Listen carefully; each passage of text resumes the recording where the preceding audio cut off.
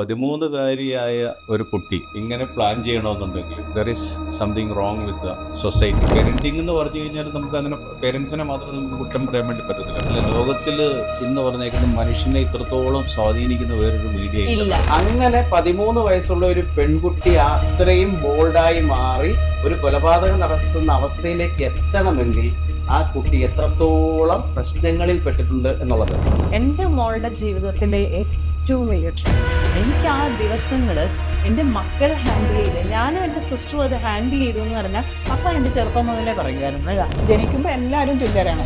അവർ വളരുന്ന സാഹചര്യം, വളർത്തുന്ന ആൾക്കാർ, അത് കഴിഞ്ഞ് അവർ വീട് വിട്ട് സ്കൂളിലോട്ട് പോകുമ്പോൾ കൂടെ കൂടുന്ന കൂട്ടുകാർ എല്ലാം ഇതിന് 1 by 1 ആയിട്ട് ഇതിനൊരു കാരണം. അറിവിന്റെ അങ്ങേറ്റം തിരിച്ചറിവിന്റെ അങ്ങേറ്റം ആവില്ല. അറിവും തിരിച്ചറിവും 13കാരി മുത്തച്ഛനെ കൊലപ്പെടുത്താൻ കൊട്ടേഷൻ കൊടുത്ത കഥ ചർച്ച ചെയ്യാൻ വേണ്ടി ഞങ്ങൾ ഇന്ന് ഈ മേശയ്ക്ക് ചുറ്റും ഇരിക്കുമ്പോൾ പെട്ടെന്ന് അതിലൂടെ മൊബൈലിൽ ഒരു പോപ്പപ്പ് വന്ന് അത് വായിച്ച് പുള്ളിക്കാരി ഞെട്ടുന്നത് കണ്ട് എന്താണെന്ന് ചോദിച്ചപ്പോൾ തെലങ്കാനയിൽ 10ാം ക്ലാസ് വിദ്യാർത്ഥികൾ സ്കൂൾ ഹെഡ് മിസ്ട്രസിനെ കൊലപ്പെടുത്തി പണം അപഹരിച്ച വാർത്തയാണ് കാണാൻ കഴിയുന്നത്. എന്താണ് സംഭവിക്കുന്നത് എന്നറിയാത്ത ഒരവസ്ഥയിൽ നമ്മൾ ഓരോരുത്തരും നിൽക്കുന്നു. രക്ഷകർത്താക്കളെ ഏതെങ്കിലും രീതിയിൽ കരഞ്ഞു പേടിപ്പിച്ചോ ഒക്കെ വളർന്നിരുന്ന ഒരു ബാല്യം നമ്മുടെ നാട്ടിൽ നിന്ന് എങ്ങോ പോയി മറഞ്ഞു എന്ന് ചിന്തിക്കേണ്ടിയിരിക്കുന്നു. ഇതിന് കാരണക്കാർ നമ്മൾ ഓരോരുത്തരും തന്നെയാണോ എന്നൊന്ന് ചർച്ച ചെയ്യാം. ശ്രീ ബെന്നി വാഴപ്പള്ളി, 2 കുട്ടികളുണ്ട് അല്ലേ? അതെ. എന്താ നമ്മുടെ നാട്ടിൽ സംഭവിക്കുന്നതെന്ന്? എനിക്ക് ഈ നാട്ടിൽ ഞാൻ ഈ വാർത്ത കണ്ടു കഴിഞ്ഞപ്പോൾ ഞാൻ ശരിക്കും പറഞ്ഞാൽ ഞാൻ ഭയങ്കര ഷോക്ക്ഡായിപ്പോയി. അതിനകത്ത് ശരിക്കും അത് ആരുടെ ഭാഗത്താണ് നമ്മുടെ സമൂഹം നിൽക്കേണ്ടതെന്നുള്ളൊരു കൺഫ്യൂഷനിലാണ് ഞാനിപ്പോഴുള്ളത്. അപ്പം ഈ 13കാരിയായ ഒരു കുട്ടി ഇങ്ങനെ പ്ലാൻ ചെയ്യണമെന്നുണ്ടെങ്കിൽ there is something wrong with the society. ഇന്ന് നമ്മൾ കാണുന്ന സിനിമകൾ, ഇന്ന് നമ്മൾ കാണുന്ന നമ്മുടെ ഇന്ന് സമൂഹത്തിൽ ഓരോ മൊബൈൽ ഫോണിലുള്ള ഗെയിമുകൾ നിങ്ങൾ ശ്രദ്ധിച്ചാൽ അറിയാമെന്ന് പറഞ്ഞാൽ ആ ഗെയിം ഒരു മനുഷ്യനെ എങ്ങനെ കൊല്ലാമെന്നുള്ള ഒരുപാട് ഗെയിമുകളുണ്ട്. ഏതെല്ലാം രീതിയിൽ അറ്റാക്ക് ചെയ്യാം, എങ്ങനെയൊക്കെ സ്റ്റാബ് ചെയ്യാം, എവിടെന്നെല്ലാം വെടിവെക്കാം, PUBG പോലുള്ള. യെസ്. അപ്പം അങ്ങനെയുള്ള അതിനകത്തൊക്കെ കുട്ടികൾ ഇതിനകത്ത് ഓരോ ദിവസവും ട്രെയിൻഡ് ആയിക്കൊണ്ടിരിക്കുകയാണ്. പിന്നെ ഒരു ഫാമിലി എൻവയോൺമെൻറ്റ് ഒരു കുടുംബത്തിലും ഇല്ല. പേരൻറ്റിംഗ് എന്ന് പറഞ്ഞു കഴിഞ്ഞാൽ നമുക്ക് അങ്ങനെ പേരൻസിനെ മാത്രം നമുക്ക് കുറ്റം പറയാൻ വേണ്ടി പറ്റത്തില്ല. ബാഡ് പേരൻറ്റിംഗ് നമുക്ക് ഒരിക്കലും പറയാൻ വേണ്ടി പറ്റത്തില്ല. പേരൻറ്റിങ്ങിൻ്റെ ഒരു പ്രത്യേകത എന്ന് പറഞ്ഞാൽ നമ്മൾ എത്രത്തോളം അഫെക്ഷനേറ്റ് ആയിട്ട് ലവബിളായിട്ട് കുട്ടികളോട് പെരുമാറി ഇന്നത്തെ തലമുറയ്ക്ക് അത് എത്രത്തോളം വേണം എന്നുള്ളതും കൂടെ ഒരു വലിയ ചോദ്യം. നമ്മൾ കൂടുതൽ അഫെക്ഷനേറ്റ് ആകുമ്പോൾ അവർക്ക് they are not interested in. അപ്പോൾ ഇതെല്ലാം കൂടെ കൂടിച്ചേർന്നിട്ട് ഒരു കൺഫ്യൂഷൻ സ്റ്റേജിലാണ്. എന്താ അതുല്യ പറയാൻ? അല്ല, അങ്ങനെ നോക്കുമ്പോൾ ഞാൻ ഇൻഫ്ലുവൻഷ്യൽ വൈസ് പറയുകയാണെങ്കിൽ വിഷ്വൽ ഇൻഫ്ലുവൻസ് പറയാം. കാരണം പണ്ടത്തെ രീതിയിലുള്ള സിനിമകൾ സ്നേഹത്തിനെ കുറിച്ച്, അല്ലെങ്കിൽ ചേട്ടൻ മക്കളെ വളർത്തുന്ന രീതി, ഒരു ഫാമിലിയുടെ ഇമ്പോർട്ടൻസ്, ഇതൊക്കെ കൂടി ഇൻക്ലൂഡ് ആയിട്ടുള്ള മൂവീസൊക്കെ കൂടുതൽ നമ്മൾ കാണാൻ പറ്റും. പക്ഷെ ഇപ്പോൾ നോക്കുവാണെങ്കിൽ ബ്രൂട്ടലി മർഡറിങ്, സൈക്കോ ത്രില്ലർ എന്ന് പറഞ്ഞിട്ട് നമുക്ക് കാണിക്കുന്ന രീതിയിലാകുമ്പോൾ മറ്റേ എക്സാക്ട്ലി അങ്ങനത്തെ ഒരുപാട് മൂവീസ് നമുക്ക് ഇപ്പോ കാണാൻ പറ്റില്ല. ഒരു സിനിമ കണ്ടതുകൊണ്ട് മാത്രം ഒരാൾ ഇൻഫ്ലുവൻഷ്യൽ ആണ്. Movies are very much influential. നമ്മള് പ്രത്യേകിച്ച് ഒരു പ്രായം വരെ നല്ല ലോകത്തിൽ ഇന്ന് പറഞ്ഞേക്കുന്ന മനുഷ്യനെ ഇത്രത്തോളം സ്വാധീനിക്കുന്ന വേറൊരു മീഡിയ ഇല്ല. വിഷ്വൽ മീഡിയ ഒരു ബിസിനസ് ആണല്ലോ. അല്ലല്ല, ഇൻഫ്ലുവൻസ് ചെയ്യാൻ പറ്റും. ഈവൻ സൈക്കോളജി പണ്ടുള്ള സിനിമകൾ ഉണ്ടായിരുന്നു. പണ്ട് നല്ല സിനിമകളായിരുന്നു. സത്യനന്ദിക്കാടിന്റെ ഒക്കെ പോലുള്ള ഫീൽ സിനിമകളായിരുന്നു. അല്ല, കാലം മാറിയില്ലേ? ഇപ്പോൾ ഞാൻ ചോദിച്ചോട്ടെ, ഒരു കിരീടം പോലെ ഒരു സിനിമ, അല്ലെ തേന്മാവിൻ കൊമ്പത്ത് പോലെ ഒരു സിനിമ ഇന്നത്തെ കാലഘട്ടത്തിൽ അതേപോലെ മേക്ക് ചെയ്ത് കൊണ്ടുവന്ന് സത്യനന്ദിക്കാട് ആയാലും പോലും ഞാനൊരു കാര്യം ചോദിച്ചോട്ടെ. എനിക്ക് ശരിക്കും ഈ ഹരിപ്പാടിലെ കഥ ആൻഡ്രൂസൻ ഒന്ന് പറയും. ഹരിപ്പാടിൽ എന്താ സംഭവിച്ച്, അല്ലെങ്കിൽ മുത്തച്ഛനെ കൊന്ന കഥ ഒരു പക്ഷെ കാണുന്ന പ്രേക്ഷകർക്ക് മുഴുവൻ ഇനി തുടക്കം മുതൽ ഒടുക്കം വരെ അറിയത്തില്ല. അതൊന്ന് പറയൂ. ഇപ്പോ കഥ എന്ന് പറയുമ്പോ പോലീസിന്റെ ചോദ്യം ചെയ്യലുമായി ബന്ധപ്പെട്ട് പോലീസ് പറഞ്ഞതും പത്രമാധ്യമങ്ങൾ അങ്ങനെയല്ല. ഒരു ദിവസം രാവിലെ വീട്ടിലെത്തുമ്പോൾ മുത്തച്ഛനെ കതവ് തുറക്കുന്നില്ല എന്ന് അടുത്ത കടയിൽ പോയി 13 വയസ്സുകാരി പറയുന്നു. അവിടെ നിന്ന് ആൾക്കാർ കൂടുന്നു. അവരുടെ ആശുപത്രിയിലായ അമ്മ വിളിക്കുന്നു. അമ്മ വിളിച്ച നാട്ടിലെ SNDPയുടെ നമ്പർ ചോദിക്കുന്നു. കടക്കാർ SNDPയുടെ നമ്പർ കൊടുക്കുന്നു. നാട്ടുകാർ ചേർന്ന് ആ വീട് തുറക്കുന്നു. അതിനകത്ത് മരണപ്പെട്ട് കിടക്കുന്ന മുത്തച്ഛനെ കാണുന്നു. മുത്തച്ഛൻ മരണപ്പെട്ട് കിടക്കുന്നത് കണ്ടിട്ട് ആ കുട്ടി ഒരു ഭാവവ്യത്യാസം ഇല്ല എന്നുള്ളതാണ് അവിടുന്ന് തുടങ്ങുന്നത്. അതെ അതെ അതെ. 2 രീതി ചിന്തിക്കണം ജിക്ക്.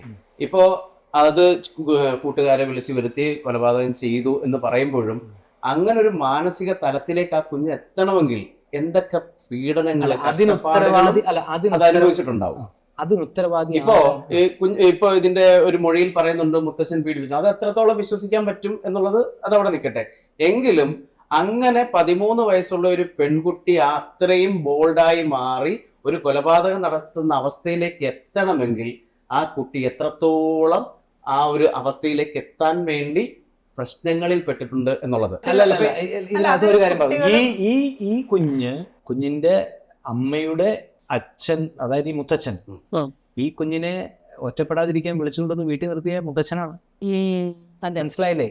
ഈ മുത്തച്ഛൻ നമ്മൾ ആദ്യം മനസ്സിലാക്കേണ്ട ഒരു കാര്യം എന്ന് പറഞ്ഞാൽ, ഒരു ഗുഡ് പേരന്റിങ്ങിൽ എപ്പോഴും നല്ലത് മാത്രം പറഞ്ഞ് നമുക്കൊരു കുഞ്ഞിനെ വളർത്താൻ പറ്റില്ല. ഇതൊക്കെ ഒരു വൈരാഗ്യ തലത്തിലേക്ക് കൊണ്ടുപോകാവുന്ന രീതിയിൽ അത്രത്തോളം മാനസിക സംഘർഷത്തിൽ ആ കുഞ്ഞ് എത്തിയെങ്കിൽ അതിന്റെ കാരണമാണ്.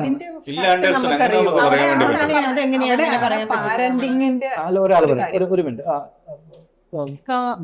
മുത്തച്ഛൻ പീഡിപ്പിച്ചു എന്ന് പറയുമ്പോ സത്യം പറഞ്ഞാൽ ഞാൻ ആലോചിച്ചത് എന്റെ അച്ഛനെയാണ്. എന്റെ അച്ഛനാണ് എന്റെ മക്കളെ വളർത്തി. കാര്യം എന്റെ അമ്മ 20 വയസ്സുള്ളപ്പോൾ മരിച്ചുപോയി. അപ്പൊ എന്റെ കുട്ടികള് 4 പേരെയും വളർത്തിയതിൽ വലിയൊരു ഭാഗം എന്റെ അച്ഛൻ ഉണ്ടായിരുന്നു. എന്റെ അച്ഛൻ പുള്ളിക്ക് കുറച്ച് അസുഖങ്ങളൊക്കെ വന്നപ്പോൾ ഒരു ദുരഭിമാനം എന്ന് വേണേൽ പറയാം. അതായത് എന്റെ കുട്ടികളെ പാമ്പേഴ്സ് ഇങ്ങനെ ഇത് മാറ്റുന്നതും പുള്ളിക്ക് അതൊക്കെ ഇഷ്ടമാണ്. എന്റെ മോളുടെ ജീവിതത്തിലെ ഏറ്റവും വലിയ ട്രോമയാണ്. എനിക്ക് ആ ദിവസങ്ങള് എൻ്റെ മക്കൾ ഹാൻഡിൽ ചെയ്ത്, ഞാനും എൻ്റെ സിസ്റ്ററും അത് ഹാൻഡിൽ ചെയ്തു എന്ന് പറഞ്ഞാൽ പപ്പ എൻ്റെ ചെറുപ്പം മുതലേ പറയുമായിരുന്നു, അതാ ഞാൻ ഇങ്ങനെ കിടക്കുന്നൊക്കെ ഒരവസ്ഥ വന്നാൽ മോളെ ഞാൻ എന്തെങ്കിലും ചെയ്യും, എനിക്ക് ആരും എന്നെ അങ്ങനെ നോക്കുന്ന ഇഷ്ടമില്ല എന്ന് പറയും. പക്ഷെ എൻ്റെ മോൾ ഇന്ന് വരെ, എൻ്റെ ഒരു മോള് കൃത്യമായി പറയാം, ആ ട്രോമയിൽ ഇന്ന് വരെ പുറത്തു വന്നിട്ടില്ല. അതായത് ഞങ്ങളും വന്നിട്ടില്ല. ഞങ്ങളുടെ അച്ഛൻ മറ്റുള്ളവർക്ക് ബുദ്ധിമുട്ടായി കിടക്കണ്ട എന്നുള്ള രീതിയിൽ ചെയ്തതാണ്. പക്ഷെ അത് എന്റെ കുട്ടികളെല്ലാം ചെറുത്, എന്റെ ഇളയ മോന് 3 വയസ്സേ ഉള്ളൂ. അപ്പൊ ഈ കുട്ടികളെ കാറി കയറ്റി എല്ലായിടത്തും കൊണ്ടുപോകുന്നു, നോക്കിയതും വളർത്തിയതും ഒക്കെ എന്റെ അച്ഛനല്ലേ. അല്ല, എല്ലായിടത്തും അൺകണ്ടീഷണൽ ലവ് കിട്ടുന്നത് ഗ്രാൻഡ് പേരൻസിൽ നിന്നാണ്. പേരൻസിന് ഒരിക്കലും അത്ര നിഷ്കളങ്കമായി മക്കളെ സ്നേഹിക്കാൻ കഴിയണമെന്നില്ല. അല്ല, നമ്മൾ ഈ കുട്ടിയുടെ ഇത് പേരന്റിങ്ങിനെ നമുക്ക് തന്നെ എന്ത് പറയുന്നു? ഒരു കുട്ടിയും മോശമായിട്ട് ജനിക്കുന്നില്ല. ജനിക്കുമ്പോൾ എല്ലാവരും തുല്യരാണ്. അവർ വളരുന്ന സാഹചര്യം, വളർത്തുന്ന ആൾക്കാർ, അത് കഴിഞ്ഞ് അവർ വീട് വിട്ട് സ്കൂളിലോട്ട് പോകുമ്പോൾ കൂടെ കൂടുന്ന കൂട്ടുകാര്, എല്ലാം ഇതിന് 1 by 1 ആയിട്ട് ഇതിനൊരു കാരണമാണ്, റീസണാണ്. അപ്പം നമ്മൾ ആദ്യം തന്നെ നമ്മുടെ വീടുകളിൽ നമ്മൾ പുറത്തിറങ്ങുന്ന കുട്ടികൾ പുറത്തിറങ്ങുന്നത് മിനിമം ഇപ്പം ചെറിയ കുട്ടികളെ വിടുന്നുണ്ട്, ഒരു 3-4 വയസ്സ്, അത്രയെങ്കിലും നമ്മൾ കുട്ടികളുടെ കൂടെ ഇരിക്കാനും അവരോട് സംസാരിക്കാനും അവർക്ക് അവരുടെ വിഷമങ്ങൾ അവരുടെ സന്തോഷങ്ങളിൽ പങ്കുചേരാനും പാരന്റിങ്ങിന് ഇന്ന് പണ്ടത്തെ പോലെ സമയമില്ല. അത് വലിയ കാരണമാണ്. സംസാരങ്ങൾ കുറയുമ്പോഴാണ് പ്രശ്നങ്ങൾ കൂടുന്നത്. കുട്ടികൾക്ക് ഇത് ഒരു കാര്യം ഉണ്ടെങ്കിൽ ഒരാളോട് ഷെയർ ചെയ്യാനും, അത് ഷെയർ ചെയ്ത് കഴിഞ്ഞ് കഴിഞ്ഞാൽ അതിനൊരു പരിഹാരം അവരുടെ അടുത്ത് നിന്ന് കിട്ടുന്ന ഒരു സ്ഥലത്ത് നിന്നല്ലേ അവർ ഷെയർ ചെയ്യുള്ളൂ. 13-കാരി ഒരു കൊലപാതകത്തിന് മുതിരുമോ? അവള് കൂട്ടുകാരായിട്ടുള്ള സുഹൃത്തുക്കളെ കൂട്ടി ആ ഒരു ചെറിയ എയർഹോളാണ് നമ്മൾ ആ വീടിന്റെ വിഷ്വൽസ്. ഞാനൊരു കാര്യം പറയാം. വല്യച്ഛൻ മുത്തച്ഛന്റെ കഞ്ഞിയിൽ വിഷമിട്ട് അല്ല കൊലപ്പെടുത്തിയത്. അല്ലെ, ഒളിഞ്ഞിരുന്ന് അപ്പൂപ്പന്റെ തലക്കടിച്ചല്ല, അതുമല്ല. ഇനി അപ്പൊ ഇതിന്റെ എന്റെ ഒരു സംശയം ഞാൻ പറഞ്ഞോട്ടെ. എന്റെ ഒരു സംശയമാണ്, ഇതിന്റെ പിന്നിൽ മറ്റൊരാൾ ഉണ്ടായിക്കൂടില്ലേ? അതായത് ഈ ഒരു 13-കാരി കൊലപാതകം ചെയ്തെങ്കിൽ ഞാനൊരു കുഴപ്പം ചെയ്ത് വന്നാൽ എന്നെ നിർത്താൻ ഒരാൾ വേണം, അങ്ങനെയും ചിന്തിക്കൂടായില്ലേ? അല്ല, ഈ 3-4 പേര് വരുമ്പോഴും അവർക്ക് ഒരു കൂസലും ഇല്ലാതെ നിൽക്കണമെന്നുണ്ടെങ്കിൽ, ഭയമില്ലാതെ നിൽക്കണമെന്നുണ്ടെങ്കിൽ, ഇവരെ ഇതിന് ഒരു പ്രശ്നത്തിൽ പെട്ടാൽ, ഇപ്പൊ ഞാനൊരു പ്രശ്നത്തിൽ പെട്ടാൽ എന്നെ ഒരാൾ നിർത്തുമെന്ന് ഉറപ്പുണ്ടെങ്കിൽ ഞാൻ അങ്ങനെ പറയാൻ വേണ്ടി പറ്റത്തില്ല. കാരണം അങ്ങനെയുള്ള തിരിച്ചറിവുകളുള്ള ഒരു കാലഘട്ടം ഇന്നത്തെ കാലത്തെ കുട്ടികൾക്കില്ല. തിരിച്ചറിവിന്റെ അങ്ങേറ്റമുള്ള